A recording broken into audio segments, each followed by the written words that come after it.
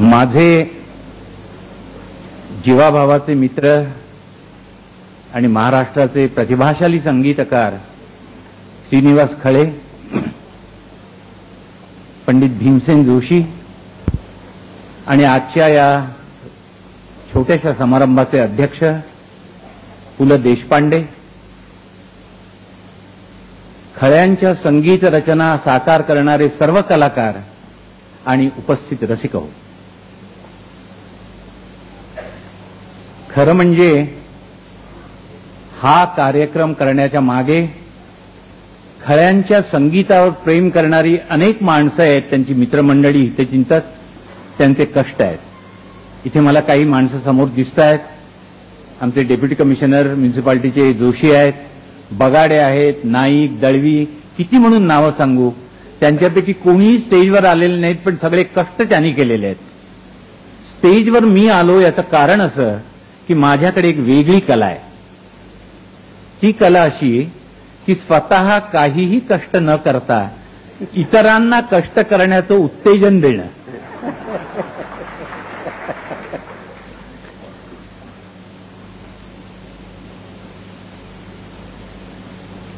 या कार्यक्रमाला सगळे कलाकार तर आहेतच, पण एका गोष्टीचं मला विशेष म्हणजे मला गहिवरून यावं इतकं विशेष वाटतंय, आणि ते म्हणजे भीमसेन जोशी यांचं.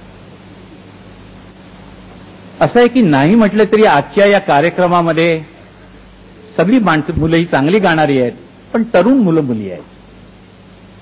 भीमसेन हे जागतिक कीर्तीचे आणि लोकप्रिय असे संगीतकार आहेत, गवई आहेत. या कार्यक्रमात जेव्हा त्यांना खळे मला म्हणाले की त्यांना मी विनंती करणार आहे, तेव्हा मला जरा संशय होता की भीमसेन होय म्हणतील की नाही. पोरा बरोबर आपलं भीमसेन पुढे गाणार असं त्यांना स्वाभाविक आहे.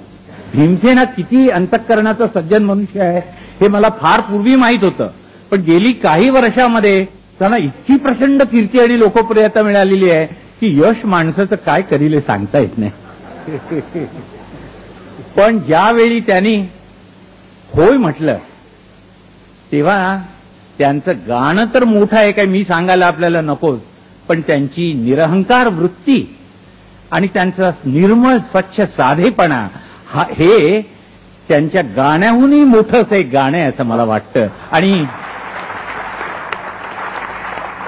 त्यांच्या या माणूसपणाला, सुंदर अशा माणूसपणाला, गाण्याला तर आपण त्यांच्या 1000 वेळा दाद दिली आणि 1000 वेळा दाद देऊ, पण आज मी इथे एक माणूस म्हणून त्यांच्या माणूसपणाला मनपूर्वक दाद देतोय.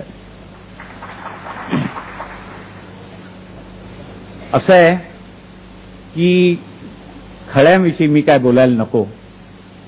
माझी गाणी आहेत आणि त्यांचे स्वर आहेत, हे आमच्या एकमेकाविषयी बोलायला पुरेसे समर्थ आहेत. पण खळ्यांच्या विषयी एक गोष्ट सांगायला पाहिजे की कुठलाही कलावंत, शेवटी आम्ही माणसंच असतो. पैसा, कीर्ती, लोकरंजन, लोकांचा अनुनय, हे सर्व मोह आम्हाला असतातच. पण खळ्यांची एक ताकद अशी आहे की हा मनुष्य आपल्या निर्मितीमध्ये धुंद होऊन आयुष्यभर काम करत राहिलेला आहे. बाहेरच्या गोष्टी मिळाल्या तर नको असं नाही, पण त्या गोष्टीकडे लक्ष ठेवून त्यांनी कधी काम केलेलं नाही. मला एक आठवलं, इंदूरला मी एकदा गेलो होतो आणि माझा कार्यक्रम होता आणि तिथे राहुल बारपुते आमचे आहेत, नई दुनियाचे संपादक, त्यांनी मला आणि देवासून कुमार गंधर्वांना त्यांच्या घरी जेवायला बोलवलं होतं. जेवायला थोडा वेळ होता, मी, कुमार आणि बारपुते गप्पा मारीत बसलो होतो. आता गप्पा म्हणजे काही संगीतावर काही तात्विक चर्चा वगैरे असं काही नव्हतं, साऱ्या हवा पाण्याच्या गोष्टी. त्या बोलता बोलता एकदम मध्येच कुमार क्या बात आहे, तर मला कळेल ना क्या बात आहे म्हणल्यावर का काहीच नव्हतं तिथे. काही चांगलं वाक्य बोललो होतो मी, काही निरीक्षण कोणी केलं होतं, काही नाही, क्या बात आहे म्हटलं. काय झालं कुमार, कशाला दाद दिली? नाही म्हणाले, आत एक जागा सापडली. ही भीमसेन काय, श्रीनिवास खळे काय, कुमार काय, ही मोठी माणसं अशा करतायत की बाहेर काही असो त्यांना आत जागा सापडलेली असते. आणि ज्यांना आत जागा सापडते त्यांना राजकारणासारख्या आपल्या खुर्च्या अशा हलवून हे दगट्ट करायला लागत नाही, ती आतच जागा असते. आणि मानवतेला आत जागा सापडणारी ही माणसं सतत प्रेरणा देत राहतात. मोठ्या आनंदाची गोष्ट आहे की आज पु ल देशपांडे आपल्याला अध्यक्ष म्हणून लाभले. साहित्य, संगीत, नाटक, अभिनय, दिग्दर्शन इतकंच काय, पण संगीत दिग्दर्शन सुद्धा पीएलने केलेलं प्रत्येक गाणं हिट झालेलं आहे. असा हा अलौकिक प्रतिभेचा मनुष्य, इतकी हुंदर अंगात असलेला मनुष्य महाराष्ट्रात क्वचितच. परवा त्यांच्यावर जे लोकांचं प्रेम आहे त्याला काही सुमार नाही. मी तुम्हाला सांगतो, परवाच्या दिवशी रत्नागिरीला साहित्य संमेलन झालं. पीएलचं काही भाषण वगैरे ठरलेलं नव्हतं. पूर्वाध्यक्ष म्हणून पीएल फक्त स्टेजवर हजर होते. तेव्हा कोणत्याही त्या कार्यकर्त्यांनी सांगितलं की तुम्ही बोला 5 मिनिटं म्हणून. तेव्हा ते होय म्हणाले.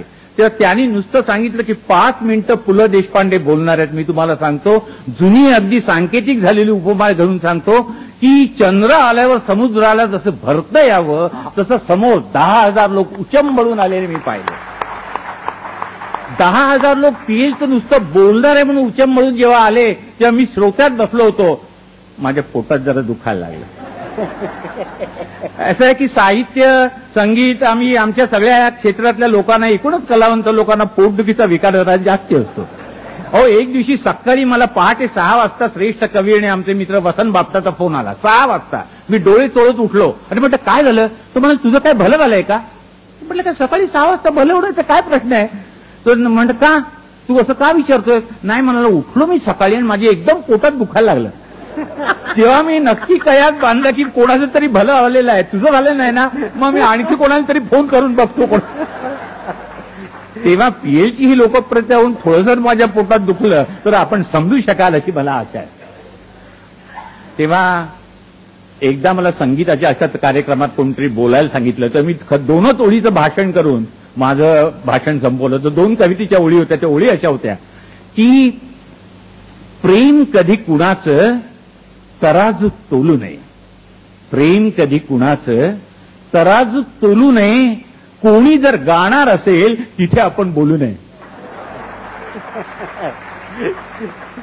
पण तिथे आपण बोलू नये हे माझ्यासारख्या माणसाच्या बाबतीत जरी खरं असलं तरी पीएल हा एकमेव त्याला अपवाद आहे.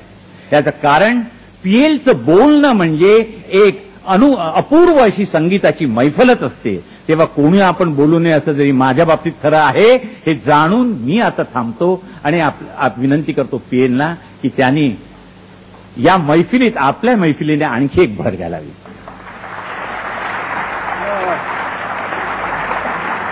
क्या बात है.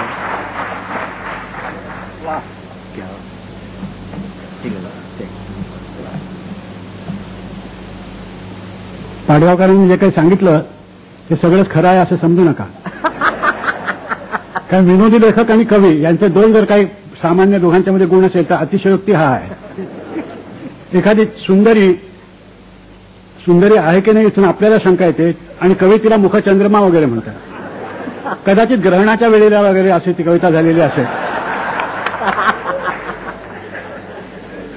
मला आज इथे यायला इतकं मनापासून आवडलं होतं की माझ्या न व्याख्यान स्वीकारायच्या ज्या काही 40-50 सबबी आहेत त्यातली कुठलीही उपयोगी पडणार नाही याची मला खात्री होती.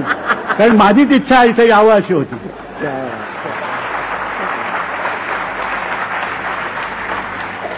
गाणाऱ्यांचं सगळं आयुष्य एक दाद मिळवण्याकडे जातं. पण आयुष्यभर ज्यांचं गाणं ऐकलं त्याला एकत्र येऊन दाद द्यावी असा दाद एवढा देण्याचा मोठा प्रसंग मी टाळणं शक्यच नव्हतं. ऐकणाऱ्यांनी खऱ्यांच्या संगीतावरती प्रेम केलं, दाद दिली. प्रेम आणि दाद ह्याचं प्रमाण वाढलं की माणूस थोडासा किती तालात असला तरी थोडा बेताल व्हायला लागतो. खऱ्यांचं तसं काही झालं नाही, मुळीच झालं नाही. याचं कारण आहे की त्यांचं स्वतःवर प्रेम नसून संगीतातल्या प्रत्येक सुरावरती प्रेम आहे. ज्याचं सुरावर आणि लयीवर प्रेम जडलं त्याला दुसऱ्याकडून काही आलं गेलं त्याला काही संबंध नसतो. आणि अशा रीतीने प्रेम करणारा माणूस महाराष्ट्राला केवढी संस्कृती देऊन गेला. आपल्याला खरे लहानसे आपल्याबरोबर बसलेले आहेत म्हणून त्याचं एवढं वाटत नाही. परंतु मी तर असं समजतो की भारतातल्या मोठ्या मोठ्या कलावंतांची संगीताच्या क्षेत्राची नावं घ्यायची असेल त्यात जर खऱ्यांचं नाव नसेल तर ती यादी चुकीची आहे असं मी म्हणतो. आणि हे खऱ्यांची तारीफ करावी म्हणून मी सांगत नाही, त्याची गरजच नाहीये. त्यांचं गाणं ऐकू येतं ज्या वेळेला त्याची तारीफ सुरूच झालेली असते. आणि त्यांचं नशीब हे की मंगेश पाडगावकरांचा महाप्रतिभेचा कवी हा त्यांना त्यांच्या कवितेला चाल लावायला त्यांची कविता त्याला मिळाली. ही अतिशयोक्ती नाही. मी आज गंभीरपणाने बोलायला उभं राहिलं. खरं आत्ता त्यांनी पाडगावकरांनी सांगितलं की बापटांनी फोन करून विचारलं की पोटात दुखायला लागलं तर काय ओवा पाहिजे म्हणून सांगितलं. मराठी इतिहासामध्ये सांस्कृतिक इतिहासामध्ये जर पाहिलं तर असं दिसतं की मराठीची कविता ही ओवीपासून सुरू झाली आणि आता ती ओव्यापर्यंत येऊन पोहोचलेली आहे.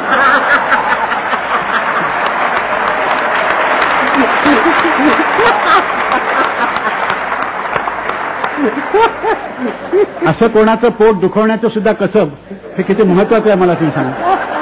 सगळेच काही दुसऱ्याचं पोट दुखवू शकत नाही गुद्दाबिद्दा मारल्याशिवाय. त्यातलं काही न करता त्याच्या यशाची हे पाहून चढती कमान पोटात कोणाचं दुखलं तर त्याचं पोट एक आहे त्याला एवढंच सिद्ध होईल. या पलीकडे काही चिंता करायची कारण नाहीये. खळ्यांनी ज्या क्षेत्रात कार्य केलं त्या क्षेत्राला आमचे संगीतातले दुग्धाचार्य जे लोक आहेत ते दुय्यम दर्जाचं समजतात. ज्याप्रमाणे समाजात जातीभेद असता कामा नये त्याप्रमाणे संगीतातही जातीभेद असता कामा नये. ख्याल गाणं म्हणजे मोठं, ध्रुपद म्हणजे मोठा, त्याच्यानंतर गीत म्हणजे त्याच्यापेक्षा कमी वगैरे हे वर्गीकरण ज्या कोणाला संगीत कळलेलं नाही अशाच माणसाकडून होतं. ह्याचं कारण तिथे सुद्धा संगीत किती श्रेष्ठ आहे एवढं वाक्य आपण म्हटलं तरी संपतं. अमकं संगीत श्रेष्ठ आहे तमकं संगीत श्रेष्ठ असं नाहीच आहे. सगळ्या जगाला जे मोकळं काही असेल वाऱ्यावरती हवेवरती जाणं तर ते संगीत आहे. आणि अशा प्रकारचं संगीत कनिष्ठ वरिष्ठ वगैरे ठरवण्याची जर काही प्रवृत्ती कुठे असेल तर ते अतिशय चुकीचं आहे. मी सांगतो की एखादी रागदारीची चीज गायला जी तन्मयता लागते, जी बुद्धी लागते, जे कसबही लागतं त्याच्याबरोबर तितकंच त्याच्यापेक्षा कुठेही कमी प्रमाणात नाही एका गीताला चाल देण्यामध्ये लागतं. एक वेळ मी असं म्हणतो की एखादी रागाची बंदिश करणं सोपं आहे. त्याचं कारण असं आहे की रागाची बंदिश करताना ती चीज जी असते ती एवढीशी असते. त्याचा भाव हा दोनदा म्हटल्यानंतर संपून जातो आणि पुढे उरते ते फक्त एक ऍबस्ट्रॅक्ट असं स्वरांचं साम्राज्य. तिथे काहीतरी नियम आहे, नीती आहे. गीताच्या वरती संगीताचा साथ चढवताना इथे गीत आणि संगीत हे इतकं एकत्र व्हावं लागतं की हेच आहे, हे असंच पाहिजे होतं अशी दाद मिळावी लागते. नंतर चाली करणं हे काही इतकं सोपं नाहीये. कशी तरी सुरावट एखाद्या शब्दाला दिली की ती चाल होत नाही. त्या सुरांनी गीतातून लोकांना बोलायची जी इच्छा असते कवीची ते बोलणं सुरू केलं पाहिजे तरच ते गीत आहे. नाही तर आम्ही नाट्यसंगीतामध्ये पुष्कळ गीत आहेत. रणगदन सदन समामरा शर कपला चमकत रणरत रण जलधर रावे.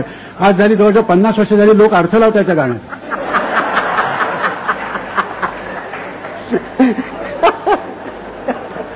भावगीतामध्ये ते चालत नाही. आणि नवीन नवीन जे भावगीतं लिहिणारे आले, मोठे कवी आले, त्यांनी आपल्याला कोणी कमी म्हणेल असं समजून गीतं वगैरे आम्ही लिहित नाही वगैरे असा शिस्तपणा केला नाही. असा शिस्तपणा याला कविताही करता येत नाही हे त्यांनीच कबूल केलेलं आहे समजावं. कारण गीताला एका कॉन्सन्ट्रेटेड फॉर्ममध्ये ज्याला म्हणावं अशी कवितेची हे असावी लागते. त्याच्या जीवात उत्तम कविता आणि उत्तम चाल हेच संभवतं. दुय्यम कविता आणि चांगली चाल असं होत नाही. चारित्र्य तेवढं चांगलं नाही आहे पण बाकीची चाल चांगली आहे हे जसं म्हणता येत नाही त्याप्रमाणे गाणं तेवढं चांगलं नाही पण चाल चांगली आहे. अरे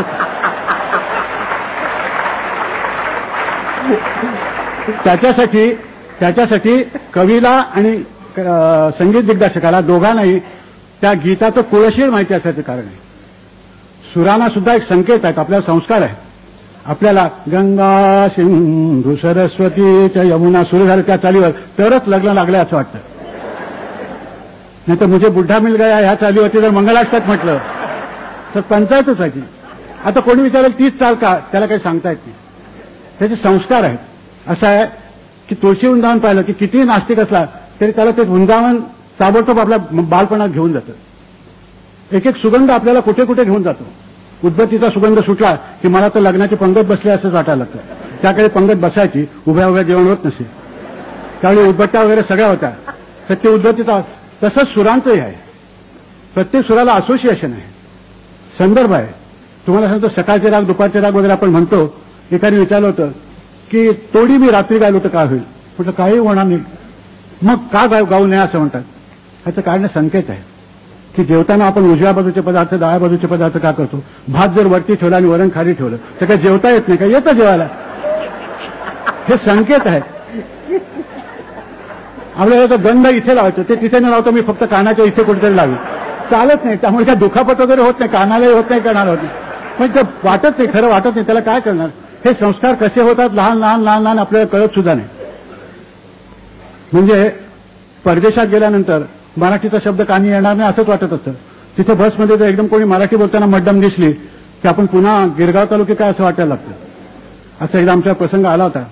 मी एडिंबरा म्हणून चाललो होतो, बस म्हणून चाललो होतो तर बघतो तर सगळ्या बसमध्ये म्हाताऱ्या, एकेकाचं नशीब असतं.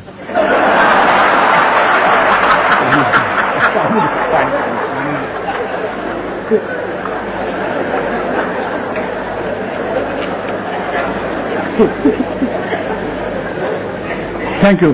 तर मी सुनीताला म्हटलं की या गावात सगळ्या थेरड्याच दिसत आहेत, तू वगळून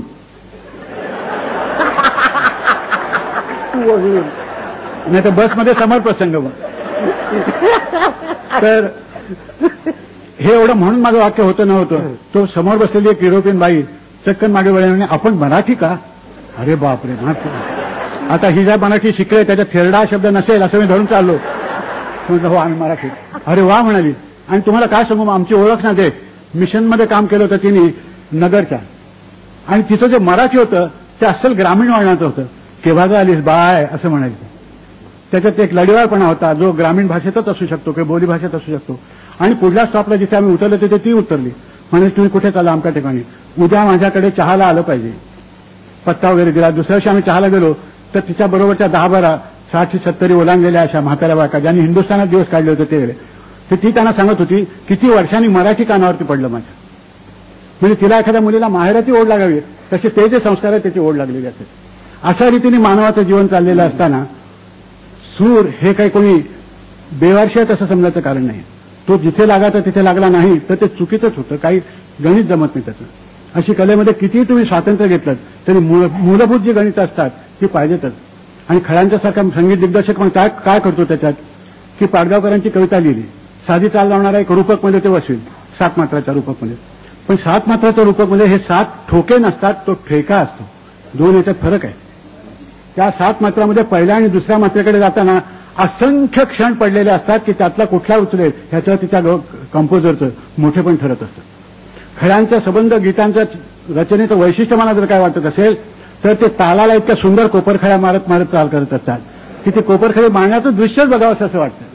आणि त्याला मग पाडगावकरांच्यासारखे समर्थ शब्द मिळाले तर मग आणखी काय पाहिजे. प्रतिसाद तेव्हाच येतो की ज्या वेळेला ते शब्द म्हणणारा आणि ज्या तालात म्हणणारा मनुष्य हा एकरूप होतो.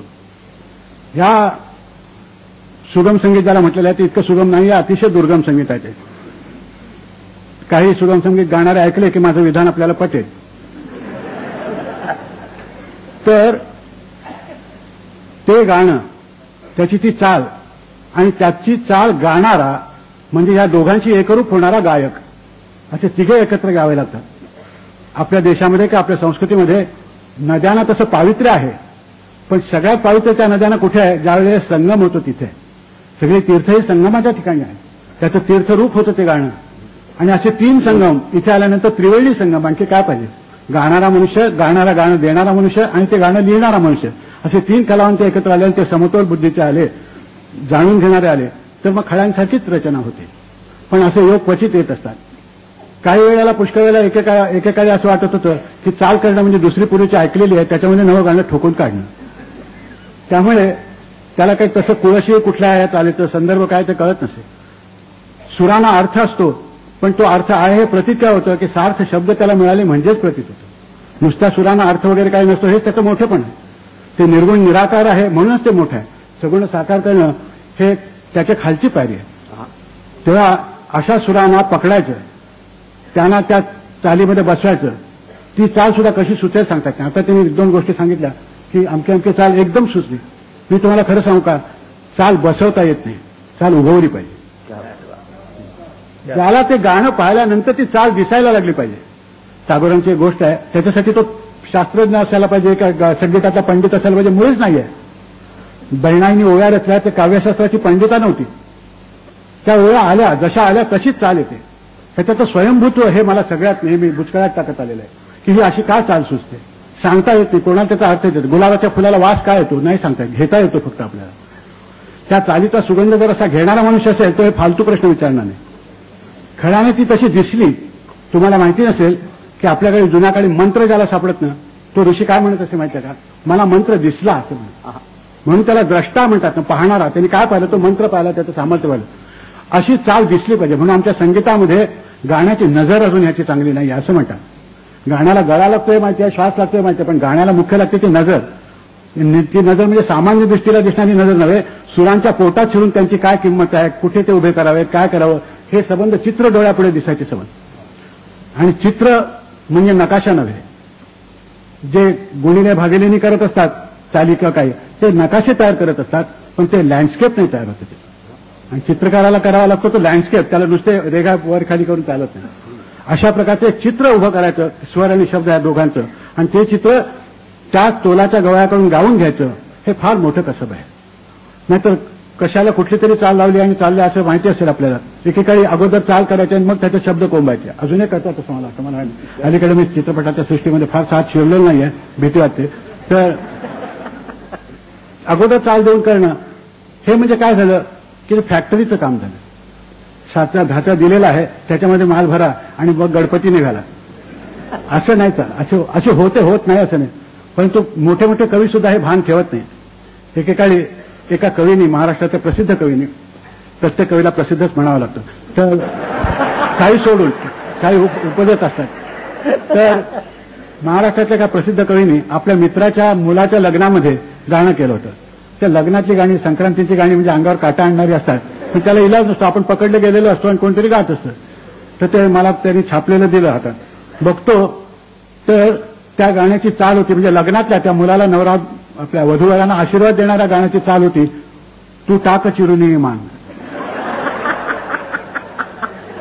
तू टाक चिरुनी मान नको अनुमान नावाचं गाणं आहे, त्या चालीवरती. तर त्यानं म्हटलं अहो असं कसं? ते म्हणाले दुसरी चाल सांगा. म्हटलं हा नको नको संसार आहे ना, तू तीच चाल आहे. म्हणजे अनौचित्य आपण घडलंय कळलंच नाही. त्यामुळे चाली दिल्या गेल्या त्या एका ठिकाणी ती एकच चाल ऐकण्याची पहिल्यापासून सवय लागल्यामुळे तीच ती चाल आहे असं वाटायला लागलं. इथे यांना काही चॅलेंज असतो. प्रत्येक गीत हे आव्हान असतं. त्याप्रमाणे एखादं मॉडेल हे कॅनव्हासवरती आणणं हे त्या चित्रकाराला एक आव्हान असतं. त्याप्रमाणे शब्द दिसायला लागलेले आहेत आणि त्याच्या मागून जर त्याचे स्वर बाहेर पडायला लागले नाहीत तर त्यांनी चाल लावली असं होईल, चाल झालं असं होणार नाही. अशा कित्येक चाली व्हाव्यात असं भाग्य, अशी प्रतिभा खळ्यांना लाभलेली आहे. खळ्यांनी या सगळ्या चाली केलेल्या आहेत. त्याच्यामध्ये एक त्यांच्या स्वभावाचंच प्रतिबिंब दिसतं, म्हणजे एक विलक्षण शांतपणा असतो त्याच्यात. तो मला फार फार जचलेला आहे. अशी किती उडती चाल असली, काही जरी असलं त्याचा उडतेपणा सुद्धा एक सुंदर दृश्य तयार होईल त्याच्यातून, अशाच प्रकारचं आहे. म्हणजे वांद्राच्या उड्या, माकडाच्या उड्याही असतात आणि एखादा चांगला सुंदर एखादा पक्षी अशी उडी मारून तिकडे जातो. ह्या दोन ह्याच्यातला जो फरक आहे तसा ह्याच्यामध्ये उडी राहायची आणि ते गाणं असं. ते बरं, ते चाल देताना सूर सुद्धा असे पाहिजे की त्या सुरांची काय म्हणायची कुरघोडी त्या शब्दावरती होता कामा नये. नाहीतर म्हणजे काय होईल की दरबारामध्ये सगळ्या कुठला राजा ओळखावं आणि कुठला राजा ओळखता येऊ नये असं काहीतरी घोटाळा होईल. तिथे कोणाचं राज्य असं विचारलं तर तिघांचं राज्य आहे. पण त्यातल्या त्यामध्ये मी स्वतःला सगळ्यात मोठा मानतो की तो मूळ कवी आहे. तो ती कविता जर नसेल तर मग गीत संभवतच नाही. आणि आपल्याकडे असं झालं की गीत हा प्रकार हा कवितेच्या प्रकारापेक्षा खालचा आहे अशी काहीतरी एक समजूत झाली. बहुतेक प्राध्यापकांनी अशा ज्या समजुती करून दिलेल्या आहेत त्यातलीच ही एक.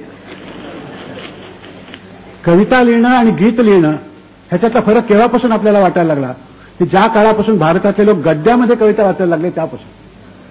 आपल्या देशामध्ये गीताचं नातं काय, आपल्या देशात गीताचंच काय, कवितेचं नातं सुद्धा सुराशी आहे.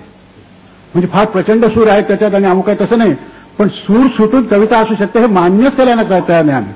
अहो, आपल्या तत्वज्ञानाच्या ग्रंथाचं नाव सुद्धा गीता आहे. जे गायलं गेलेलं आहे ते आहे. आमचे संत लोक सगळे म्हणतात तुझे गीत गाता गाता, किंवा गाण्यासाठी मी इथे आलेलो आहे, अशा प्रकारचे कितीतरी मला आत्ता सुचत नाहीत असे पुष्कळ अभंग आहेत. ते वेडे वाकुडे गाईन परमी तुझा म्हणून गाईन मी.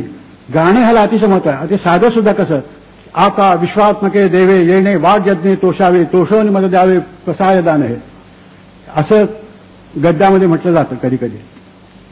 पण खरं म्हटलं म्हणजे आपल्याकडे पूर्वी म्हणताना आता विश्वात्मके देवे येणे वाघ यज्ञे तोषावे असं त्याला छोटासा सूर लागल्याबरोबर ते गाणं आपल्या संबंध शरीरात झिरपत जातं.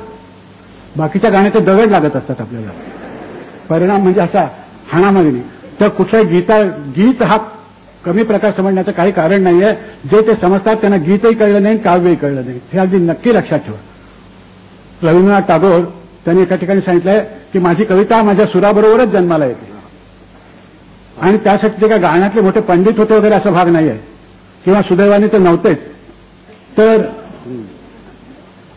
ते बाथरूममध्ये त्यांच्या कविता सगळ्या झालेल्या आहेत. त्यांनी त्याबद्दल लिहिलेलं आहे की मनाला मुक्तता द्यायला बाथरूम सारखी जागा नाही. इथे किती तोंड वेळेवाकडे झालं कसं केलं तरी पाहणारं कोणी नसतं. खिडक्या वगैरे चांगल्या पाहिजे, दारं वगैरे. त्यांचा वाडा मोठा असल्यामुळे दरवाजे वगैरे चांगले असणार. ते आत गेल्याबरोबर गायला लागायचे. हा बाथरूमचा आणि गाण्याचा तसा फार संबंध आहे. पुष्कळ लोक आता पाडगावकरांचे चाली सुद्धा आंघोळ करताना म्हणत असतील की ज्या ऐकल्यानंतर पाडगावकरांनी खळे यांना एकदम दुःख होईल असंही म्हणत असतील. पण तो मनुष्य आनंदात असतो आपण गातोय. तर ह्या टागोरांनी सांगितलं, एकदा ते आत गेले आणि गायला लागले की त्यांचा पुतण्या होता दिलूबाबू म्हणून, त्याला नोटेशन वगैरे करता येतं. ते गायला लागले तो पटापट नोटेशन करायला लागायचं. आणि मग अंघोळ आटपून काका आले बाहेर की सांगा काका मशाय काय तुमची चाल आज सुंदर झाली, गंधार काय छान लागला होता. गंधार लागला होता का? तो म्हणाले त्याला गंधार म्हणतात, मला माहिती नाहीये. त्यांना गंधार माहिती नव्हता, पण त्यांना गंधाराचा भाव काय आहे, गंधाराचा परिणाम काय आहे हे जाणवलेलं असतं. एकतरी ओवी अनुभवावी जसं म्हटलेलं आहे तसा एकतरी सूर अनुभवावा तरच तो कळतो. एखादा कसा जीव घेऊन जातो एखादा सूर चटकन निघालेला, हे का निघतं आणि का असं होतं हे सांगता येत नाही. ते सांगता आलं असतं तर ह्याचं सगळं रहस्यच मोकळं झालं असतं, त्याची जादूच राहिली नसती. हे कळत नाही आपल्याला. हाच तर आनंदाच्या प्रवासाला निघण्याचा पहिला टप्पा आहे.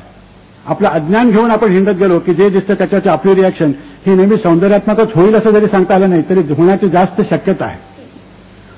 पंढरपूरला दिंडीवर जाताना लोकांना नुसतं सांगितलं की मार्च करत जा तुम्ही. मी तुम्हाला सांगतो 5 वारकरी सुद्धा जाणार नाही, 5 लाख जमले वगैरे काय होणार नाही. तिथपर्यंत जातात त्याचं कारण टाळ मृदंग आणि वीणा हे आहे. आणि ज्या चळवळीमध्ये भारतामध्ये टाळ मृदंग वीणा आली नाही ती चळवळ कोलबडून पडली. लोक जे आपलंसं झालेलं आहे असं वाटतं ते करतात, ते सगळे सूर जमवतात त्याच्यातून. आणि असं करताना मग विचारत पडतात की आपण इतक्या 180 मैल कसे चालत गेलो ते त्यांचं त्यांना कळत नाही. भान हरपणं ज्याला म्हणतात ते हे. आणि ते सामर्थ्य सुरा इतकं दुसऱ्या कशाचं नाही. आणि त्या सुराला जर शब्दांचं जर कुळशिळ मिळालं तर आणखी काय पाहिजे म्हणा. अशा प्रकारचे शब्द काही संगीतकाराला आव्हान देणारे जेव्हा येतात त्यावेळेला खळ्यांच्या सारखा संगीत दिग्दर्शक आपल्याला दिसायला लागतो. आजच्या या समारंभामध्ये मी जास्त वेळ बोलणार नाही कारण एक चूक मी केलेली आहे. इतकं गाणं रंगात आलेलं असताना हे भाषण वगैरे करणं म्हणजे लोकांचा खरंच वेळेचा त्यांचा अपव्यय करण्यासारखा आहे. पण अध्यक्षाची एकदा खोड लागली की मग त्याच्यातून मुक्तता नाही. तुमचीही नाही माझीही नाही. पण आज मी इथे अध्यक्ष म्हणून मुळीच आलो नाही. मी इथे आलोय तो खळ्यांचा एक निश्चित चाहता म्हणून आलेला आहे. त्यांच्या गाण्याने मला जो आनंद दिलेला आहे त्याला मी क्या बात है असं म्हणण्यासाठी इथे आलेलो. दुसरं काही नाही आहे. मला आनंद झाला की आजच्या प्रसंगी भीमसेन इथे हजर राहिलेले. भीमसेन यांना मी सव्यसाची गवळी म्हणतो. ते अशा रीतीने की त्यांच्या हातात धनुष्य असो, परशु असो, वेद असो, फूल असो, त्याचं गाणंच होऊन बाहेर पडतं नाही. दुसरं काही होतच होतं.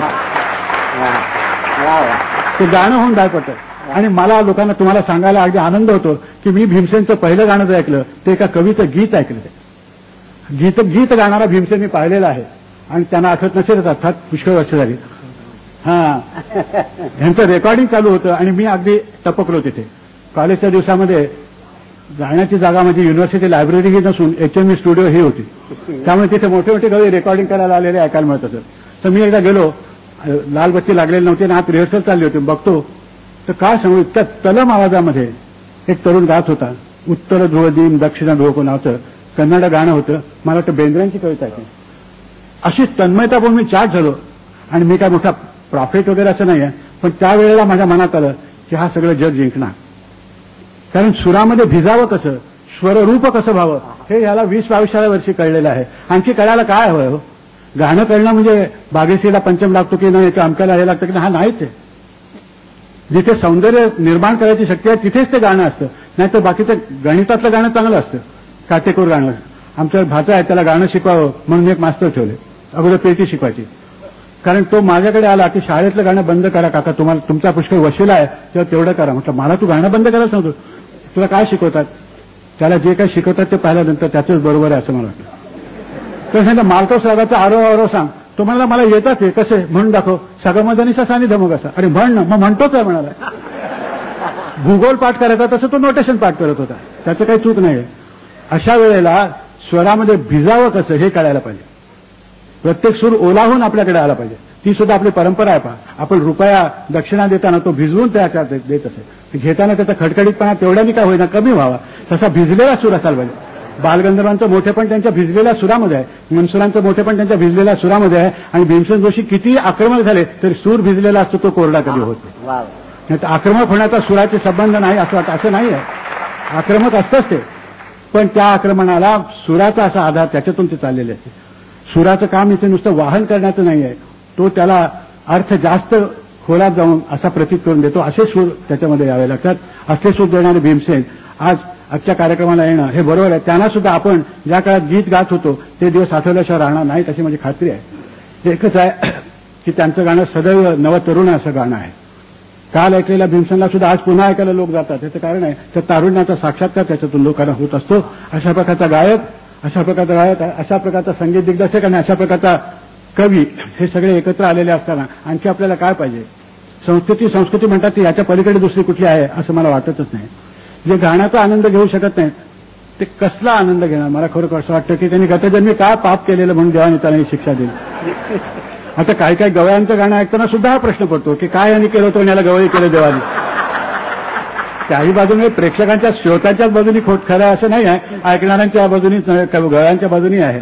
पण त्यांना त्यात प्राण सापडलेला नसतो. तुम्ही गंधार लावल्यानंतर तो गळ्यातून गंधार निघून काही चालत नाही. रंध्रात गंधारच पाहिजे. हे भावगीत गाताना त्यातला सूर आणि सूर असा आतून भिनून आलेला पाहिजे. गळ्याने गाता येत नाही, गावं लागतं मनाने, अंतकरणाने गावं लागतं. अंतकरणात ते फुलल्याशिवाय गळ्यातून बाहेर येतच नाही. म्हणजे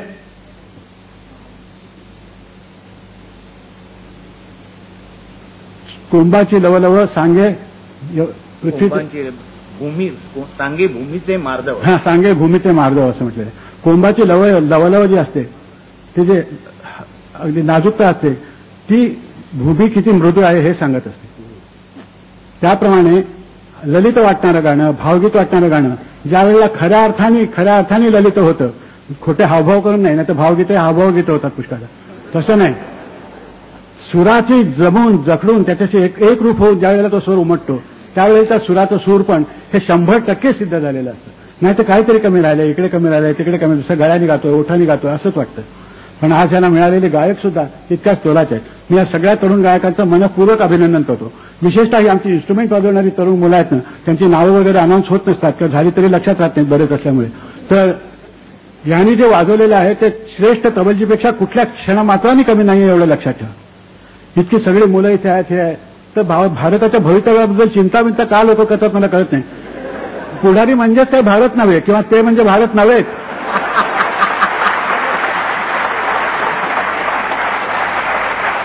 कारण त्यातला मूळ फरक असा आहे की पुढाऱ्यांना सत्तेचं प्रेम असतं आणि आमच्यासाठी गायक आहे त्यांना प्रेमाची सत्ता पाहिजे. याच्यामध्ये फरक आहे. हा इथे प्रेमाची सत्ता किती आहे हे सांगणारा सगळा समुदाय इथे जमलेला आहे. त्याच्यामध्ये मला आपण बोलवलं आणि मला बोलवल्यामुळे भाषण केल्याशिवाय राहिलं नाही. त्यांनी मला अध्यक्ष वेळ सांगितलं होतं ते त्यांनी विसरून जावं. एक श्रोता त्यांचा, चाहता आणि त्यांच्या सुरांची जादू आयुष्यभर याच्याबरोबर वागत आलेली आहे असा एक मनुष्य. त्या दृष्टीने मी माझा अधिकार गाजवला. या पलीकडे जास्त काही नाही आहे. खळ्यांना उत्तम स्वास्थ्य लाभो, कारण त्यांचे सुरांच्या मागे ते जसे लागले तसे आजार त्यांच्या मागे लागलेले आहेत. ही एक रनिंग रेसच आहे.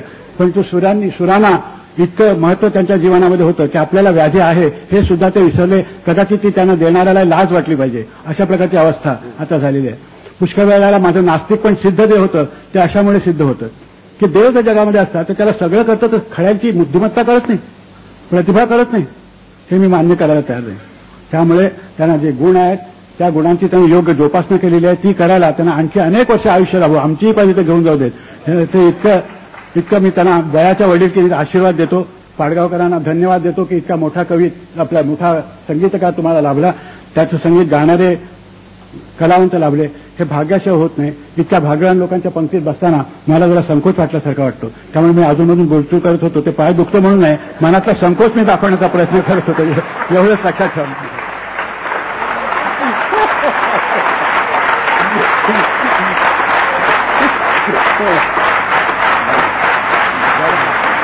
Relax.